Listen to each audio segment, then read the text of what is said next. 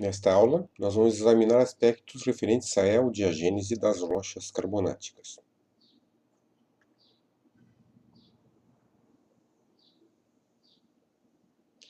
A diagênese das rochas carbonáticas é caracterizada, em geral, pela presença desses constituintes primários muito reativos, muito solúveis, que promovem uma intensa diagênese precoce.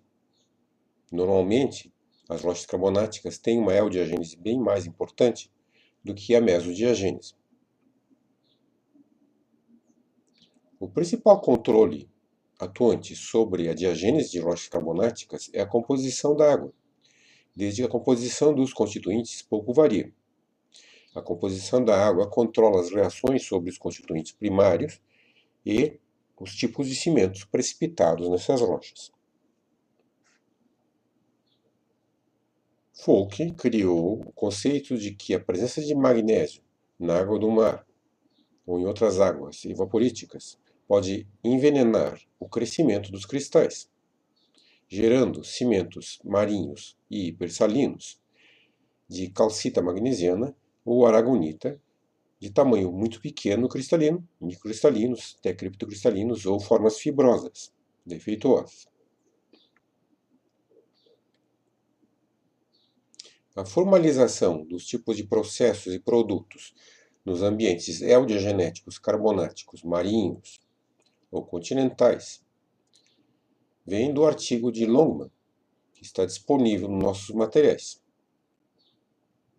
Segundo esse artigo, a disposição geral das zonas pode variar bastante de acordo com a geometria e a escala, desde enormes plataformas carbonáticas até pequenas ilhas. Mas os tipos de zonas são sempre os mesmos. As principais feições dessas zonas eodiagenéticas carbonáticas, segundo os seus ambientes, são as seguintes. Nós temos zonas marinho-freática, no qual todos os poros estão preenchidos por água do mar. Zona meteórica freática, os poros estão preenchidos por água meteórica. Acima dessa podemos ter uma zona meteórica vadosa, no qual os poros estão parcialmente preenchidos por água meteórica e parcialmente por ar. Podemos ter ainda uma zona de mistura entre a zona marinha freática e a zona meteórica freática. E também podemos ter ao longo da faixa costeira uma zona marinha vadosa, no qual os poros estão parcialmente preenchidos por água do mar, parcialmente pelo ar. No ambiente marinho freático, então, todos os poros estão preenchidos por água do mar, saturada com respeito a carbonato, e podemos ter zonas estagnante e ativa. Na zona estagnante, nós temos muito pouca ou quase nenhuma circulação da água do mar pelo sedimento e um controle importante da ação de bactérias na cimentação. A água do mar, lembro vocês, está saturada com respeito a carbonato. Devido à falta de circulação da água do mar pelo sedimento, nós temos pouca cimentação, exceto nos poros intrapartícula, principalmente nos bioclastos. Não temos nenhuma dissolução de grãos, desde que a água está saturada, mas podemos ter intensa alteração de partículas carbonáticas, ou mesmo de bioconstruções, pelo processo de micritização, pela ação de algas e bactérias. Essa zona estagnante está tipicamente distribuída nas lagunas protegidas ou em água mais profunda também, enquanto na faixa de quebra da plataforma, a faixa externa da plataforma, geralmente temos ativa circulação da água do mar. A zona de mistura geralmente se estende entre a faixa costeira continental e a zona marinha.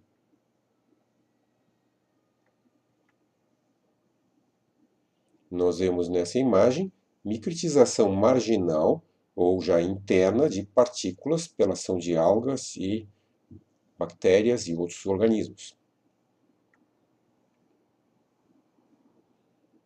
No ambiente marinho freático, nós podemos ter também uma zona ativa. Na zona ativa marinha freática, a água é forçada através do sedimento pela ação de ondas, marés e correntes. Não existe dissolução de grãos em ambientes marinhos rasos, apenas abaixo da profundidade de compensação de carbonato. Os processos e produtos característicos dessa zona são agulhas de aragonita, desorientadas ou na forma de franjas isópacas de mesma espessura em torno dos grãos. A aragonita botrioidal, fibro-radiada, em recifes principalmente. Franjas, cimento criptocristalino, que nós chamamos de cimento micrítico. E pseudopeletoidal de calcita magnesiana. Limites poligonais entre franjas que cresceram até se encontrarem no meio dos poros. Interstratificação entre cimentos e sedimentos, desde que a cimentação pode ser muito rápida no fundo. Perfurações em cimentos, pela mesma razão. Muita da cimentação na zona ativa ocorre na zona de arrebentação das ondas, zonas de surf. Nós vemos aqui bioclastos com micritização superficial, que deve ter ocorrido então na zona estagnante, cobertos por aragonita acicular, então, franjas fibrosas de aragonita, que está quase preenchendo totalmente a porosidade. Detalhes de franjas fibrosas de aragonita, desenvolvidas em torno das partículas. E detalhes de aragonita acicular desorientada no microscópio eletrônico de varredura. Agora nós temos o cimento micrítico, microcristalino, de calcita magnesiana. Essa forma pontuda da calcita magnesiana, também chamada dente de cão, é característica. Nós vemos agora cimento botrioidal de aragonita preenchendo os poros em um recife. Nós vemos aqui o material de calcita tingido, grandes poros preenchidos então por esse cimento fibro-radiado botrioidal de aragonita. Nós temos então morfologias características para a cimentação marinha, para a aragonita, forma acicular, pequenos agregados radiais, grandes agregados fibro-radiais botrioidais, ou franja isópaca fibrosa. A calcita também pode formar franjas fibrosas, mas geralmente forma franjas microcristalinas, ou lamelares, ou cimento pseudopeloidal. Nós podemos ter um ambiente marinho vadoso, no qual os poros estão parcialmente preenchidos por água do mar e parcialmente por ar. No ambiente vadoso, os cimentos fibrosos ou microcristalinos de calcita magnesiana e aragonita estão distribuídos na forma da água no ambiente vadoso. A água, em ambientes vadosos, está na forma pendular de gotas ou na forma de meniscos entre os grãos. Também podemos ter nesse ambiente sedimentos internos finos infiltrados nos poros entre as partículas maiores. Essas feições são comuns em depósitos de praia cimentados, os beach rocks. Nós temos então a disposição dos cimentos em forma pendular, gotas, entre os grãos, também em forma menisco. Nós vemos nessa foto cimento pendular de aragonita sob um bioclasto de bivalvo.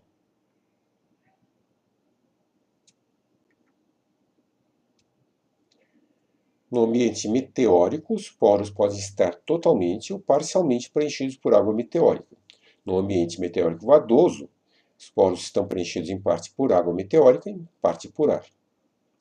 Nós podemos ter uma zona superior de dissolução, essencialmente, que nós chamamos de karst ou karst, no qual nós temos dissolução por água meteórica subsaturada, ajudada pela produção de CO2 em solos e da atmosfera, ajudando essa dissolução. Os processos e produtos característicos da zona superior de dissolução do ambiente meteórico vadoso são extensa dissolução, com remoção preferencial de aragonita, formação de poros vulgulares ou mesmo de grandes poros, cavernas ou dolinas. Nós temos então uma zona superior de infiltração da água meteórica, a percolação dessa água gerando grandes cavidades. As cavernas podem ser depois saturadas totalmente por água meteórica. Produto disso é a geração de poros vulgulares, vulgs, poros irregulares que não respeitam a forma e distribuição das partículas e dos cimentos ao seu redor.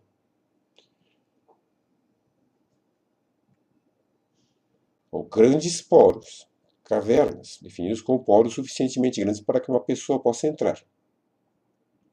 É comum em cavernas que nós tenhamos diversas formas de precipitação de carbonatos, chamadas espeleotemas, como estalactites e estalagmites.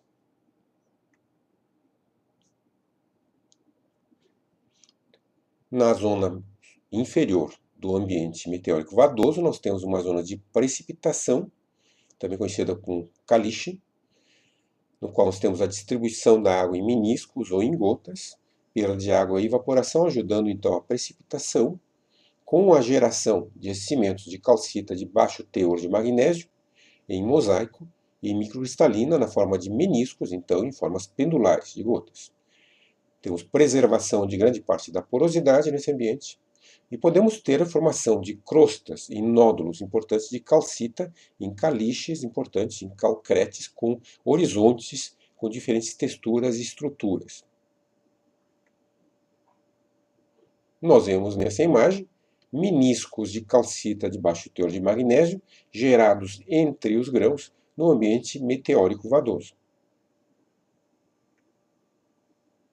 E cimentos pendulares sob os grãos, gerados também nessas condições meteóricas vadosas.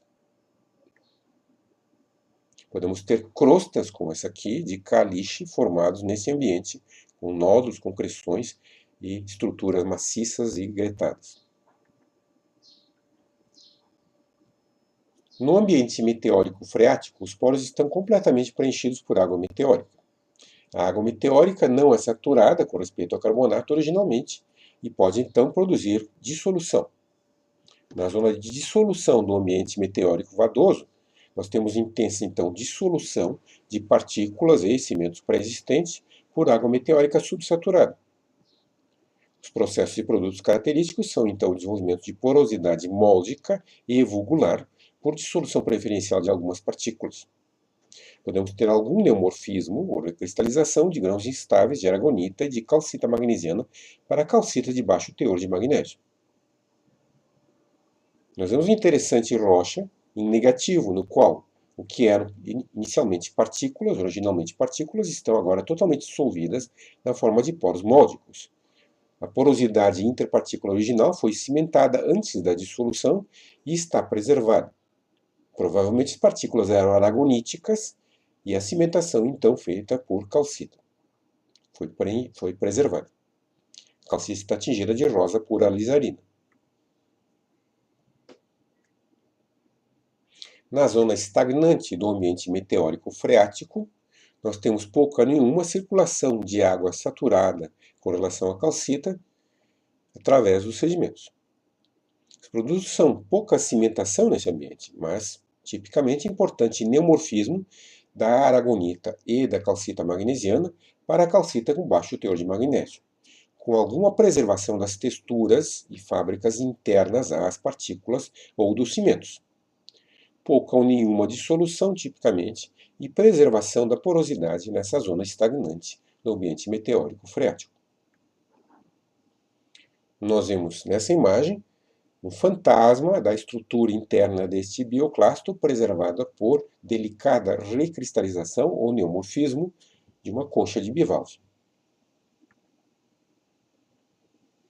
Na zona ativa do ambiente meteórico freático, nós temos intensa circulação da água meteórica através da rocha, com dissolução da aragonita e total substituição por calcita de baixo teor de magnésio. Os processos e produtos são rápida e abundante cimentação por calcita de baixo teor de magnésio em mosaico, drusiforme, esse termo como forma de drusa, significa que os cristais crescem de tamanho à medida que acontece a precipitação das margens para o interior dos poros, e também em franjas prismáticas e como crescimentos sintaxiais sobre bioclastos de equinodermos. Tipicamente, com tempo, pouca ou nenhuma porosidade é preservada na zona ativa. Nós temos aqui franjas prismáticas de calcita de baixo teor de magnésio, observe como são diferentes das franjas fibrosas marinhas, em torno das partículas. E uma cimentação drusiforme, tanto entre as partículas, quanto dentro dos espaços porosos gerados pela dissolução intracelular e moldica das partículas, por calcita drusiforme, significando o tamanho dos cristais cresce das margens para o centro desses poros móldicos ou interpartícula. Agora, nós vemos cimentação sintaxial em torno de bioclastos de equinodermas, nesse caso de crinoides, mesma orientação óptica dos cimentos para os bioclastos, cimentando completamente o espaço interpartícula nesse calcário. Tipicamente, nós temos uma zona de mistura na qual os poros estão preenchidos parcialmente, estão totalmente preenchidos, digo, por uma mistura de água do mar e água meteórica. O produto disso é a dissolução de calcita e de aragonita e a precipitação de dolomita, o processo de dolomitização conhecido como processo Dorag. Também costumamos ter de silicificação, que serão discutidas tanto a dolomitização quanto a silicificação mais adiante, e a precipitação alternada de dolomita e de calcita de baixo teor de magnésio. Nós vemos isso aqui. Nós temos uma precipitação de franjas de calcita e de dolomita. Temos cristais de dolomita se alternando com zonas de calcita tingidas de vermelho pela irisarina. Podemos ter, em ambientes de planícies de maré, ambientes de supramaré, a formação de feições características como bindstones laminados de esteiras de cianobactérias e outros micro-organismos, tipis, que são processos relacionados com processos de dissecação e formação de gretas, intraclastos, também relacionados com esses processos, micritização intensa, formação de bird's eyes por cimentação de bolhas, dolomitização intensa, evaporitos, como anidrita nodular, cristais de gipsita e de halita, e silicificação importantes. Nós vemos aqui uma esteira de cianobactérias com textura grumosa, embolotada, formada em ambiente supramaré. Tipis formados por dissecação e fragmentação de sedimentos finos de supramaré. Tipis são o nome daquelas tendas de índios, né, por causa dessa forma. E bird's eye gerados pela saturação e cimentação de bolhas de gás originalmente nesse ambiente. Nos carbonatos continentais, nós temos então ambientes, claro, meteóricos, caracterizados por intensa recristalização e cimentação por calcita não magnesiana em mosaico, e como cristais blocosos comumente. Pode ser, inclusive, confundida com dolomita sem o tingimento. Dolomitização também pode ocorrer, assim como silicificação, principalmente sequências associadas com depósitos siliciclásticos. Nós vemos aqui bioclastos de bivalves, intensamente recristalizados, com a fantasma apenas da estrutura original das conchas, cimentados intensamente por calcita de baixo teor de magnésio. A calcita está toda tingida de rosa pela lisarina. Agora temos uma cimentação parcial apenas, por cristais blocosos, mais ou menos euédricos de calcita, também com intensa recristalização e alguma silicificação das conchas de bivalves.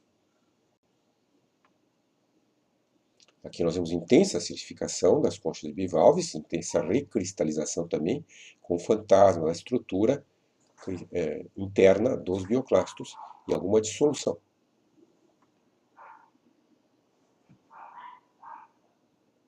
A leitura de suporte para esse conteúdo é o artigo de Longman, que está entre os materiais distribuídos. Nós vamos ver esses processos e produtos característicos da aldeogênese carbonática nas nossas aulas práticas. Obrigado.